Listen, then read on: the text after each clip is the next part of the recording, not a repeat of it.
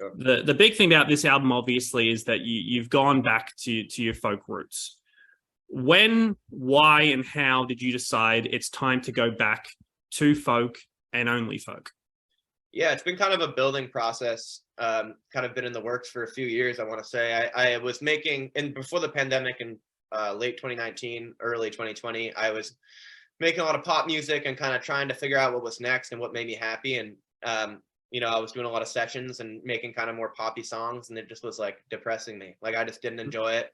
I grew up listening to Paul Simon and Cat Stevens and Counting Crows and the Avett Brothers and Mumford and Sons even. And that's the kind of music that I would escape to when I felt overwhelmed. And at this time in my life, I was so overwhelmed with being burnt out and feeling like I was trying to scrape my way through the music industry and to stay relevant. And then the pandemic hit, and everyone in the world kind of felt a little bit lost. And I had felt lost for so long that I finally felt like united with people in that feeling. And it kind of just felt like nothing was ever going to happen again. So I might as well make what made me happy. And I started to kind of write these little folk tunes again and kind of trying to, emulate or go back to those songs I grew up listening to and grew up writing. And then I released an EP called Cape Elizabeth, which was much more folk oriented. And it just made me really happy to make it. I made it with an old friend of mine whose older brother recorded the first song I ever made. And it just felt like very much like being a kid making music again.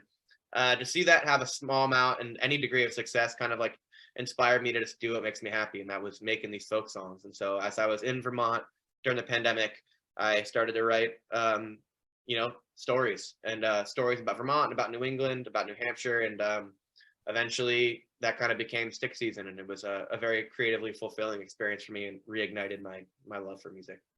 You talk about being bummed out pre-COVID when you were kind of in the pop zone area, but those artists you listed, the Cat Stevens, the Mumford and Sons, obviously aren't from that world. When you were writing and creating that music, was that something you were wholeheartedly doing at the time because you were into it, or was it because it was, it helps you with the mainstream thing? You're flirting with a certain genre that admittedly gives you some success, but that's not where you wanted to go. Where was your headspace at then? Yeah, I'm not even sure it was like super calculated or like, this is why I'm doing this. I think it was just because I had just done the next thing my entire life. I was like, okay, I made this one song and it was poppy and had success, so I got to go make another one.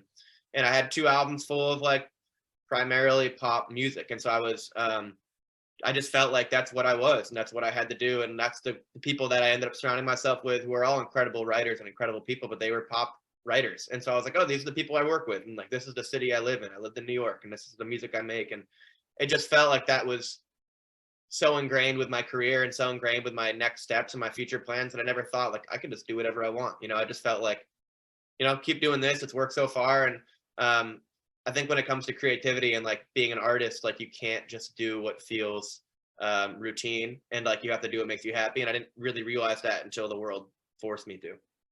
So it really wasn't until COVID where you thought, oh, I don't like the music I'm making.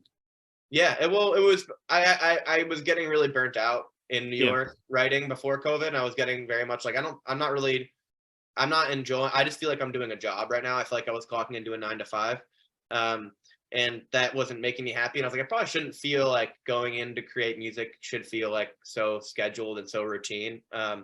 And then when COVID hit, it allowed me to step away from that and really kind of accept that that was not working for me, and that, I have to find a way to make music that makes me feel creatively inspired again.